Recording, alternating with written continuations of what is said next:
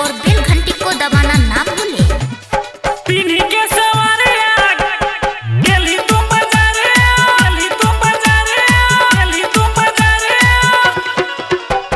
पीढ़ी के सवारिया गेली तू बाजारे, गेली तू बाजारे, गेली तू बाजारे। पीढ़ी के सवारिया गेली तू बाजारे कि मजा मारे लाली घुस के दुकानिया सहरिया में गड़े दौड़े लही गे, चोरी गे तू बिजली गिरे लही गे। सहरिया में गड़े दौड़े लही गे, छोरी गे तू बिजली गिरे लही गे। पीढ़ी के सवारिया गेली तू बाजारे, गेली तू बाजारे, गेली तू बाजारे।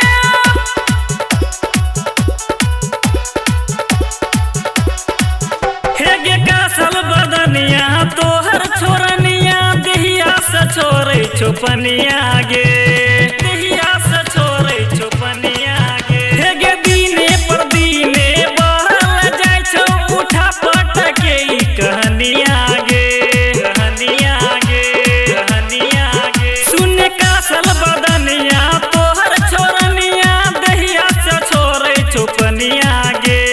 दीने पर दीने बहल जाय छौ उठा पटके ई कहनिया गे। हे गे मारे छी तू मुसकी काटे छु तू चुसकी, काटे छु तू चुसकी, काटे छु तू चुसकी। हे गे मारे छी तू मुसकी काटे छी तू चुसकी कि मजा मेरे छी घुस के दुकानिया सहरिया में गड़े दौड़े लही गे, छोरी गे तू बिजली गिरे लही गे। सहरिया में गड़े दौड़े लही गे, छोरी गे तू बिजली गिरे लही गे। छोरी गे तू, छोरी गे तू बिजली, बिजली गिरे लही, गिरे लही गे, गिरे लही गे। आगे कहे छो राइटर सूरज बाबू संभाले तू अपन अदतिया गे, संभाले तू अपन अदतिया गे।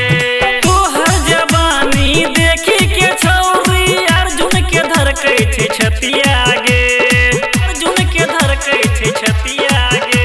हाँ कहे छो राइटर सूरज बाबू संभाले तू अपन अदतिया गे।